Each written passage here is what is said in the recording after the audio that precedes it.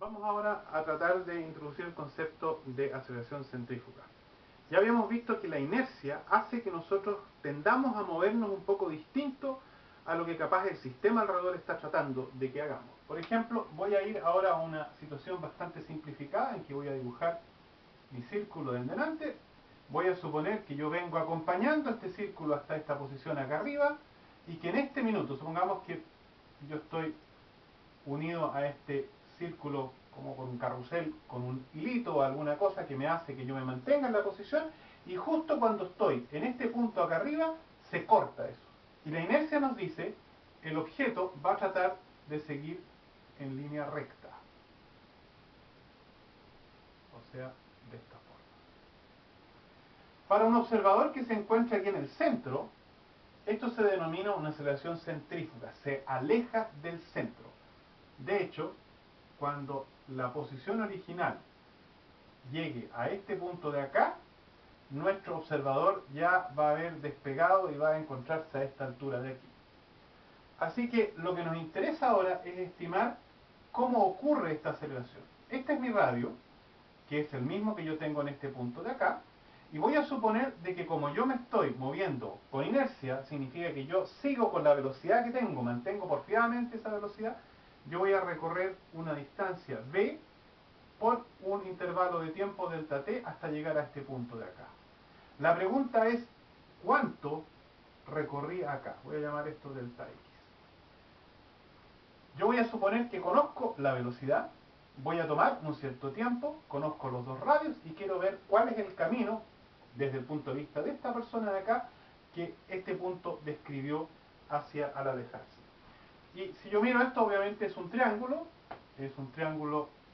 un rectángulo, en consecuencia aquí aplica Pitágoras, yo puedo directamente decir que ok, la suma de esto al cuadrado más esto al cuadrado tiene que ser igual a la suma de estos dos al cuadrado. Así que r cuadrado, uno de los catetos, más el otro, d al cuadrado por delta t al cuadrado, es igual a esta suma, r más x, delta x, al cuadrado.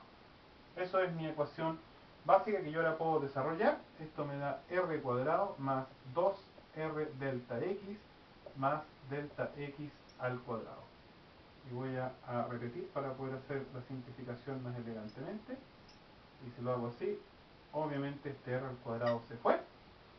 Y tengo esta ecuación bastante más simple. Voy a transcribirla para arriba acá para poder trabajar sobre ella. d cuadrado delta t cuadrado es igual a 2r delta x más delta x al cuadrado. Estamos suponiendo un tiempo pequeñito. Eso significa de que el radio es mucho más grande que el camino que yo recorrí. Así que vamos a suponer de que el r es mucho mayor que el delta x. Si eso es verdad, entonces este término de acá, que es el radio, por ejemplo, el de mi pierna, 1 metro, y esto que estamos hablando de un par de centímetros o milímetros, es un número mucho más grande que este de acá, en que estamos solamente hablando de este número pequeño al cuadrado incluso. En consecuencia, en primera aproximación, podemos decir de que esto es aproximadamente 2 veces r delta x. Y que me puedo olvidar de este comparado con este de acá. Si ahora yo despejo porque estoy buscando el delta x, voy a obtener lo siguiente. 1/2 d cuadrado sobre r delta t al cuadrado. Hace el 2 para acá, el r para acá, me quedaron los 2r acá, y tengo el b cuadrado delta t cuadrado de antes. Si miramos esta ecuación y partimos de la base de que la persona, esta es la distancia que tenía desde el círculo como se está alejando, para la persona que está en el centro del círculo, la persona estaba originalmente dando vuelta con una velocidad radial 0, porque daba la vuelta pero radialmente no pasaba absolutamente nada. En el minuto que ahora yo lo dejé libre para que se empezara a alejar, está mostrando un típico comportamiento de un objeto que tenía inicialmente velocidad 0 y que está alejándose con una aceleración que de hecho la reconocemos inmediatamente acá. Ustedes se recuerdan, la ecuación decía x0 más b0 por t más 1/2 a por t cuadrado. Este aquí lo habíamos elegido en 0, este lo podemos considerar como queramos, por ejemplo lo podemos poner en 0, y si yo comparo lo que estoy obteniendo aquí tengo el 1/2, aquí tengo el tiempo al cuadrado, lo que queda es básicamente la aceleración. En consecuencia, el objeto se está alejando con una aceleración centrífuga de alejarse del centro igual a la velocidad con que tenía tangencialmente dividido por el radio. Y esto es un tamaño que yo puedo fácilmente calcular. Yo puedo, por ejemplo, considerar de que el v aproximadamente lo voy a tomar como 3 metros por segundo, el r lo voy a tomar como 1 metro, y eso me daría que en ese caso la aceleración centrífuga es aproximadamente 3 al cuadrado metros partido por segundo al cuadrado, o sea 9 metros partido por segundo al cuadrado. Es lo que yo les decía.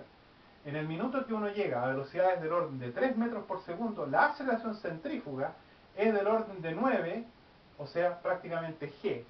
O sea, si yo llego a una velocidad en que la aceleración centrífuga es superior a g, en que AC es mayor que g, yo voy a despegar, o sea, paso de caminar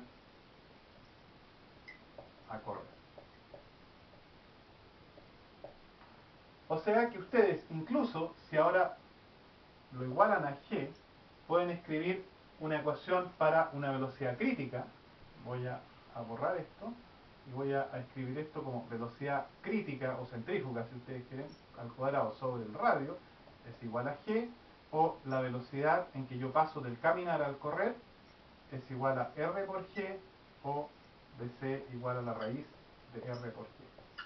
Si ustedes tienen su largo de pierna, tienen g, que aquí en el planeta Tierra es 9,8 metros por segundo, lo multiplican, obtienen y sacan la raíz, van a obtener la velocidad en que ustedes pasan del caminar al correr.